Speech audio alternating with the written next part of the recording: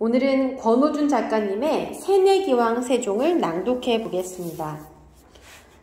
권호준 작가님, 생태작가이자 전국의 학교 작가와의 만남 최다 강연자로 유치원부터 초등학교, 중고등학교, 성인 인문학 강연에 이르기까지 다양한 레퍼토리로 청중을 열광시키는 것으로 유명하며 한중일 3개국 동아 교류 특강을 맡기도 했다. KBS 라디오 생방송 고정 게스트로 오랫동안 활동했으며 동아일보사 톡톡 글쓰기 전문 강사로도 일했다. 환경정의 시민연대에서 최고의 환경책 저자에게 주는 올해의 한우물상을 수상했으며 EBS 자연 다큐 하나뿐인 지구, 우리가 모르는 새 이야기 편에도 출연했다. 새내기 임금. 대궐에 어둠이 스며들면서 전각 여기저기 희미한 불빛들이 흘러나왔다. 밤이 깊어지자 순찰 도는 군졸들 발자국 소리와 이따금 방 안의 헛기침 소리들이 뚜렷해졌다. 봄 기운은 완연해져서 대궐숲 향긋한 풀내음이 살랑살랑 바람을 따라 흩어지고 있었다. 부엉부엉! 창덕궁 지붕 위에서 부엉이가 울었다. 수강궁 상왕 태종의 방에 앉아있던 임금 세종의 귀가 순간 솔깃해졌다. 23 젊은 임금은 미간을 찌푸렸다가 다시 눈을 크게 떴다.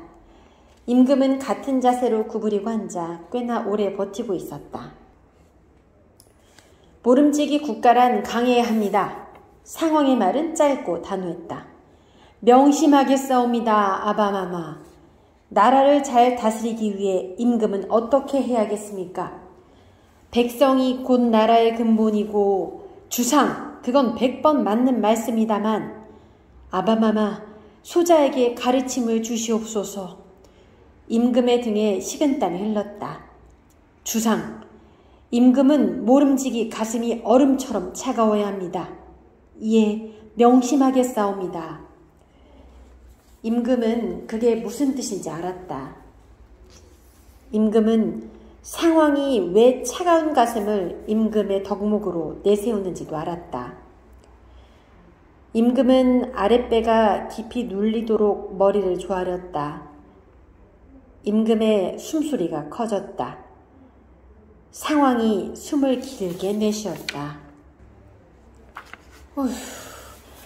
아바마마, 어찌 한숨이시옵니까?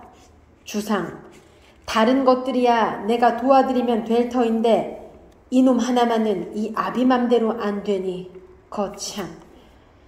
그게 누구인지 말씀해 주시옵소서. 상왕은 찻잔을 톡톡 치며 말을 이었다. 허허, 이놈은 사람이 아니에요. 상왕이 책상 서랍에서 종이 한 장을 꺼내 보였다. 그것은 당나무 껍질로 만든 종이돈 저화였다. 저화는 상왕이 임금 시절 백성들이 널리 사용하도록 유통시켰으나 백성들은 종이돈을 낯설어했고 쓰기를 꺼려했다. 저화의 가치는 눈에 띄게 떨어지고 있었다. 그렇대도 천하의 상왕이 그깟 종이돈 하나 때문에 고심하고 있었다니 임금으로서는 그것이 좀 의외라고 느껴졌다. 아바마마, 소자도 저와 유통에 대해 호주로부터 보고받고 있사옵니다.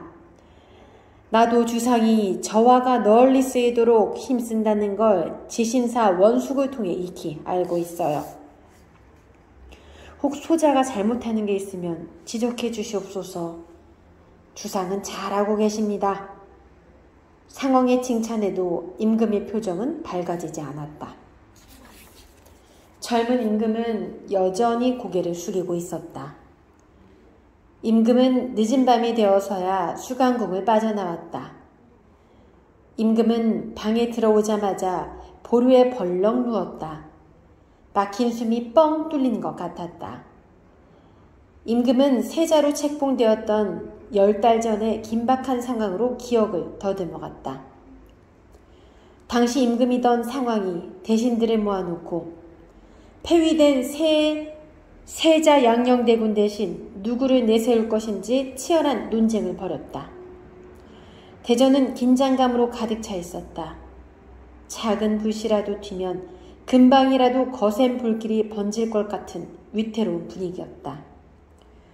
우의정이 아뢰었다. 양녕대군의 아들을 세자로 세우는 게 마땅하다고 생각되옵니다, 전하. 중전 또한 양녕의 맏아들이 세자가 되어야 한다는 의견이었고 그 생각은 완강했다. 형을 패하고 아우를 세우는 것은 추후 혼란의 불씨가 될 것입니다. 영의정 유정연을 비롯한 여러 대신은 폐세자의 5살짜리 어린 아들을 마땅하지 않다는 목소리를 냈다. 모든 일에는 지켜야 할 법도와 도리가 있으니 어진이를 고르는 것이 마땅하옵니다, 전하. 상황은 그 말을 기다렸다는 듯 결론을 내렸다. 충녕대군은 천성이 총명하고 민첩하고 잠옷 학문을 좋아하여 몹시 추울 때나 더울 때에도 밤이 새도록 글을 읽으므로 나는 그가 병이 날까봐 두려워하여 밤에 글 읽는 것을 금지하였다. 나는 충녕을 세자로 삼겠다. 중전과 우의정을 비롯한 여러 대신들이 통촉해달라고 고했지만 소용없었다. 세자 논의는 그걸로 끝나버렸다. 어진 사람이라. 젊은 임금의 입에서 혼잣말이 흘러나왔다. 그것은 상황과 영의정이 세자를 낙점하면서 꺼낸 말이었다. 어질다는 게 무슨 뜻인가? 마음이 너그럽고 착하며 슬기롭고 덕이 높다는 뜻이다. 사실 어진 것으로 따지자면 상황은 셋째 아들 충녕이 아니라 둘째 효령대군을 세웠어야 했다. 착하고 어질기로 치자면 효령만한 아들도 없었으니까 말이다. 하지만 효령에게는 흠이 있었다.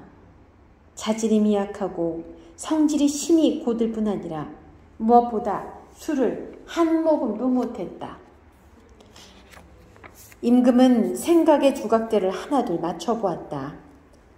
독서를 많이 하거나 어진 것은 아무리 봐도 세자 선택의 결정적 명분은 아닌데 싶었었다. 그렇다면 남은 것은 효령이 입에 대지도 못하는 술뿐이 아닌가. 상황은 명나라 사신이 왔을 때 임금이 술을 좀 마셔야 주인으로서 손님을 즐겁게 해줄 수 있다고 보았고 충녕이 바로 그에 부합하는 인물이었던 것이다. 임금의 입에서 다시 한숨이 나왔다.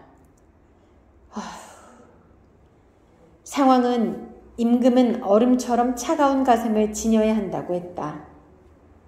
차가운 가슴이 무엇이던가?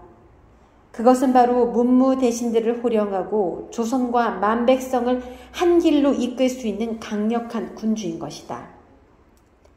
임금은 자신이 여전히 상황의 성에 차지 못한다는 생각이 들자 고개를 가로저었다. 그때 창덕국 망새 위에서 부엉이가 울었다. 부엉, 부엉, 부엉. 부엉이 울음소리가 복잡한 임금의 마음을 더욱 어지럽혔다. 그렇잖아도 부엉이 울음소리를 싫어했는데 오늘은 젊은 임금을 비웃기라도 하듯 대궐에 울려 퍼지고 있었다. 네, 오늘은 권오준 작가님이 직접 쓴 새내기왕 세종을 낭독했습니다. 앞에 일부를 낭독을 했는데요.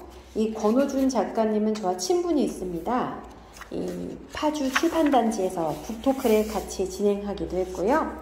이렇게 보시면 자, 신유아님, 권오준 이렇게 해서 작가님이 이렇게 보내오셨어요. 너무나 감사합니다. 이 권 작가님은 정말 전국에서 많은 강의를 하고 계세요.